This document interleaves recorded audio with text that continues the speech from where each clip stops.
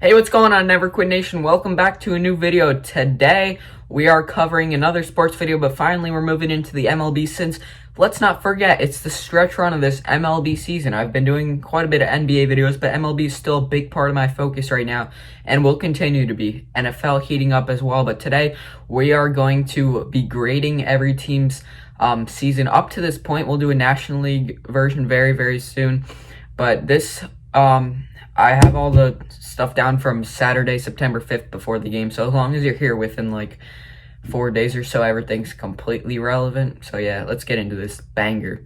Starting in the AL East and starting at the top, we have the Tampa Bay Rays, who I'm giving an A to start their season. I don't quite think it's an A+. I do indeed think that they are having a terrific season though. But they're 27-12 and they have the best record in the American League. Now, we thought that they were going to be definitely a top 10 team in the majors, arguably top 5, but just how they've beat up on the Yankees is just absolutely huge for this Rays team, and that's why they are where they are. This team is 7th in ERA in the MLB. Their big three of Morton, Glasnow, and Snell has not completely panned out. Morton just got back from injury. Glasnow's ERA is still a little above 4. Snell's doing well. His ERA is around 3. The offense, which was a pretty average offense last year, has picked it up this year. They are 12th in home runs in the MLB. They're 10th in OPS. They're an above-average offense. Not an amazing offense, though. But when you put together the offense and the pitching, great pitching, good offense, they're going to be a top team in the league. And I believe that the Rays can keep this number 1 seeding. Their shortstop, Willie Adames, has taken an absolutely big step forward. He's a bit light hitting before this season, and he has picked up the slack. He's been great, 950 OPS through more than half of this short season. Brandon Lau's been good. Yandy Diaz has been good. Mike Brasso, he has been amazing recently. Now the New York Yankees, 21-18, they get a D-. Obviously, this is supposed to be a team that is at the top of the league, and like with the Yankees, I'm a Yankees fan, and it's just weird to see because last year, like I thought we'd be able to muster up through these injuries, but that hasn't been the case because last year we did that. So I'm like, okay, we're still elite with injuries, but that's just not how it casually works all the time. That's just not how it works, and this year is proving that, The Yankees are not very great, and it's weird. Their offense is incredibly struggling. They are 12th in the majors as far as their OPS is concerned. They're 14th in the MLB in ERA, so they're just a little above average in both. That's kind of what this Yankee team is falling towards this year. They were 16-6, but now they've been really bad, and their whole season is just a slightly above average team. And we might see a situation where this team finishes just above or even at 500. They've simply not been able to get through the injuries. Next man up is not working. I hate the phrase, it's obviously not working for a second consecutive year. Mike Ford, bad. Mike Tauchman, struggling badly. Aaron Judge was obviously absolutely going off, proving he's a top 5 player in the league, which he absolutely is when he's healthy. But the problem is that he and Giancarlo Stanton are not healthy now, and they have pretty long injuries that are keeping them out for the bulk majority of this season. Gleyber Torres was hurt. He has to turn it around. He was bad when he's been healthy. They've been so hurt that they only have 3 qualifying players. 2 qualifying hitters with Voit and Hicks, 1 qualifying pitcher with Garrett Cole. And what a qualifier means is that they've played enough where their stats, like their average stats actually would count. So like LeMahieu, his batting around 400, but as of right now, it would not count because it would not count as a batting title because he has not had enough at-bats. The Blue Jays, 21-18, tied with the Yankees. They get a B+ for what they've done so far this season. Now, the Blue Jays were looked at as maybe average, probably slightly below average that's just the overall feeling about Toronto coming into the season. But technically, me personally, I'm just going to go by what I thought of them as far as my grades for them are concerned because it's like how I would expect about a B- to C+ is kind of like if you're doing pretty much exactly as you would expect from them. And for the Blue Jays, you've done definitely better, but it's also not insane. They're like 3 games above 500. Let's not go crazy. But obviously, they're going to have a bunch of big games in September with the Yankees. That's how their season's going to be determined. And it's obviously a nice season. Bo Bichette is a beast when he's healthy. I had him as a sleeper MVP pick. His injury is going to keep him back from that, but he's proving that he's up there with the best. The surprising part about this team is they have the 6th best ERA in all of baseball. I've mentioned on my channel that Hyun-Jin Ryu is the most underrated pitcher in baseball. What, you think it's surprising that he's gone to Toronto and has a 2.45 ERA? They're 5th in the majors in home runs. Their overall offense is top half in baseball. Randall Grichuk has been good. Ludovic Gurriel Jr. has been good. I mentioned Bo Bichette when he's healthy, and Teoscar Hernandez has been their best player. It's just the unfortunate part now is that he has hit the IL, which can be a devastating blow to them in their big games against the Yankees. But as far as the past of the season is concerned, he was a major part of it. So the Orioles at 18-21, they get a B+ as well. Let's not go crazy. Let's not act like they're above 500 or at 500, but they're just a little bit below 500. They obviously started better, and they have not completely fallen off the face of the earth yet. They might, but let's listen. They might not as much as you think because they've been pretty legit. Surprisingly, their ERA is 15th best in baseball. Middle of the pack ERA? What? The Orioles, known as having arguably the worst pitching staff in baseball history, just like last year, and 12th in runs scored, 10th in OPS in the major leagues. This has been above average offense and average pitching. Wow. The core of their offenses came from Pedro Severino, Hanser Alberto, Renato Nunez, and Anthony Santander. And this is in the year that Trey Mancini is held out. Coming in last place in the AL East, getting an F grade, is the Boston Red Sox, who sit at 13-27 in this season. That is just a mess. No fans at Fenway is weird. Alex Verdugo and Alexander Bogaerts have been really their only pieces that they can rely on. Hear me out. The Red Sox, 6.03 ERA. Definitely the worst in MLB. But they actually have somehow, despite only Verdugo and Bogaerts being their consistent hitters this season, they still actually have an above-average offense, which is kind of weird to me. In the AL Central, we're going with the Chicago White Sox A+. They are first place at 24-15. I think they deserve an A+. I mean, 24-15, very good. Not like absurd, but very good. And why I gave them an A+, because I had them being a slightly above 500 team, but what I did not know is that they would actually have to play such good competition. I didn't know, like, the Indians would be this good. I didn't know the Tigers would be respectable. So the White Sox, what they've done, considering that suddenly they play in a good division, is very good. They're an elite offense. They have the 4th most runs in the majors, 3rd most home runs. They lead the American League in pretty much all offensive categories. They have definitely been the best offense in the American League. Tim Anderson. What's his face? Abreu. I, for some reason, just cannot think of his first name, so I'm done sitting around trying to think of it. Eloy Jimenez has been fantastic. The big beast. Luis Robert, the youngster. He's been fantastic. Grandal has struggled. Moncada struggled a bit. Encarnacion has not panned out for them. So it's not like they cannot improve on this at all. They are legit.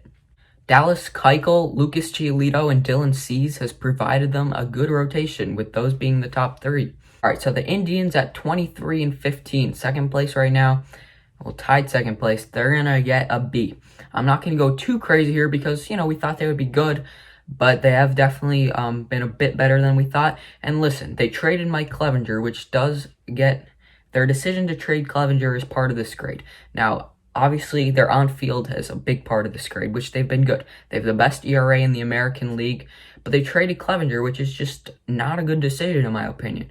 I know that they want to keep a low payroll, they want to be competitive yearly, but this might be your best chance you'll see in a while to really make a deep run. I just can't stand teams that are very much so competing, lowering their on-field product. Shane Bieber has been an amazing ace. He's easily the favorite for the American League Cy Young right now. Don't be surprised at all if he wins it. Their offense has been bad, 690 OPS. Carlos Santana has really struggled. Franmil Reyes has definitely been their best hitter. And I hate to make this point, but I am gonna because I like the player, but we gotta be fair now. I've thought this way for quite some time. Francisco Lindor is overrated. Man has struggled so far this year, so I felt like it's kind of the right time to make this point, or perhaps not because you think I'm recency biased, but if you take a look, 2018 was his best season. He had an 871 OPS. This is a career guy who's always hitting, I don't know exactly, I don't have it firsthand what his average in OPS is, but he's right around a guy who's a 290-ish hitter and a 830, 840 type of OPS. That's who he is. He's he's a solid, consistent player. That's what I would call him. I would not call him this superstar that we make him to be. He's definitely not a top 10 player in baseball. In fact, if you count pitchers, I would find it hard to put him in the top 30 players in baseball. And I know this sounded kind of bashful. I root for the Indians. I really do. I would definitely want them to beat the Twins, at least, as far as this AL Central is concerned. But I gotta make some fair points. All right, so the Twins are 24-16. They're going to get a C+. It has kind of been nothing too bad. The only downside is that they're in third place, And the White Sox are better than we thought. The Indians a little better than we thought. And they've been a little shaky, but overall, not much to worry about it for the Twins. Except, wait, they are a pitching first team now? The Twins? The Bomba Squad? What?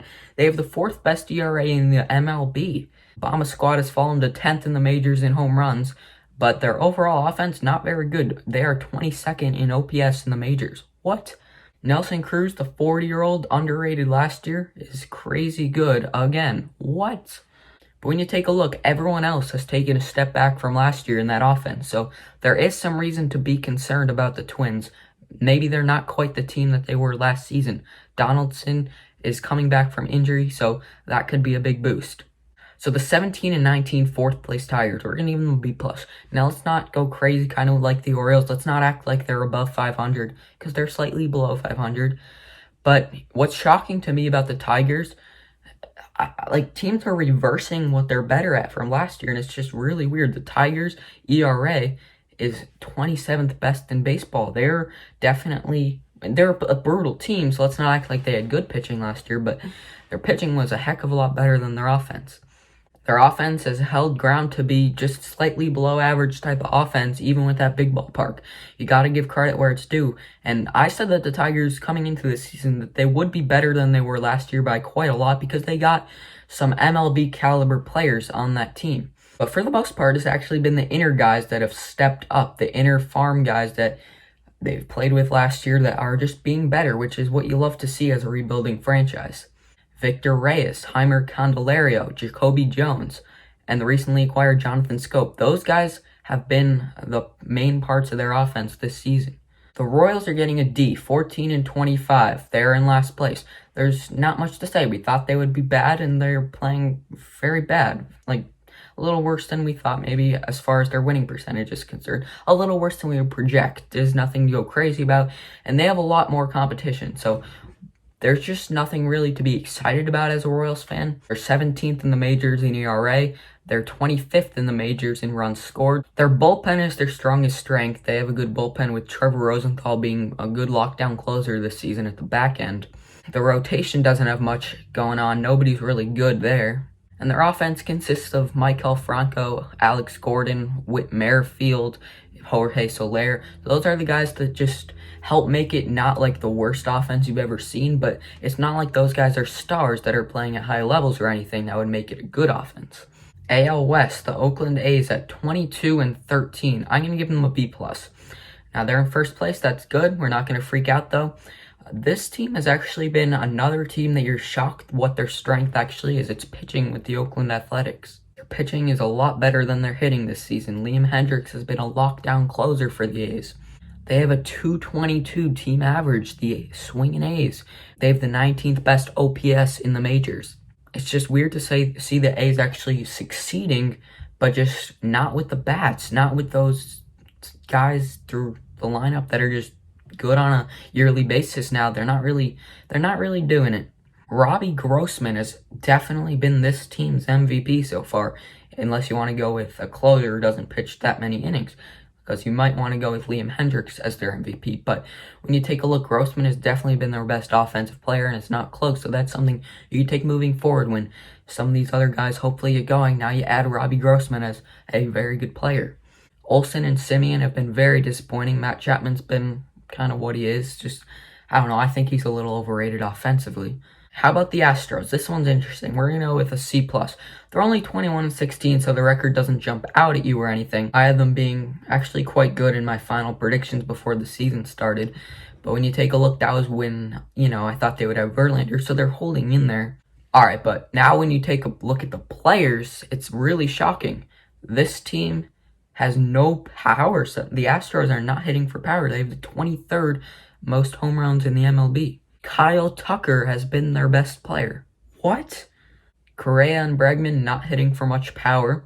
Altuve has been absolutely atrocious. Springer's also been quite bad himself. And the young, amazing rookie from last year, Alvarez, he is out for the season. Yordan Alvarez, that's a big blow to that offense. That was their only good lefty hitter, unless, Kyle Tucker's actually a good lefty hitter now. Alright, so this team has actually put together a solid rotation. They've pieced it together, and this is what they need to take moving forward if this team's going to continue to be an elite team, say, next year. Because Framber Valdez, Christian Javier, and Zach Greinke is having another amazing season. Those guys have really led the rotation to pretty solidness. McCullers has been very disappointing, though. How about those random Mariners? They're actually holding in their respectable record, 17-22. We're going to give them a B. You already know. They have bad pitching, which is actually a little weird to me. They have a respectable record, you already know. Kyle Lewis has definitely been their best offensive player. This team steals the most bags in the MLB. Credit to Marco Gonzalez. He's proving that he is truly a pretty solid pitcher. How about the Angels? An F grade because they're 14-25. With Trout and Rendon playing like they know how at elite levels. Two amazing players in your lineup, but you're 14-25 at the bottom, near the bottom of baseball. Now that's where I say, what? How about Texas? I'm going to give them a D-. We didn't think they would be good, but they're bad. 13-24. They're like really bad. Their offense has been very brutal. Lance Lynn has shown that the man has put together his career back to a very strong level. And with Texas trading Mike Minor, there's really not much to be excited about for the Rangers in the near future, like as far as the rest of this season and perhaps next season is concerned, which to me is a little disappointing. Hey guys, thanks so much for watching. I appreciate it, and we're gonna just keep on firing up the sports videos and, stay consistent and grow the channel. So, subscribe if you haven't already. That's what you gotta do. And you already know, follow me on Instagram at neverquit8_. I post a lot of things. I post my channel updates, and I also post, you already know, like what's just random takes that I have and I want to lay out about sports.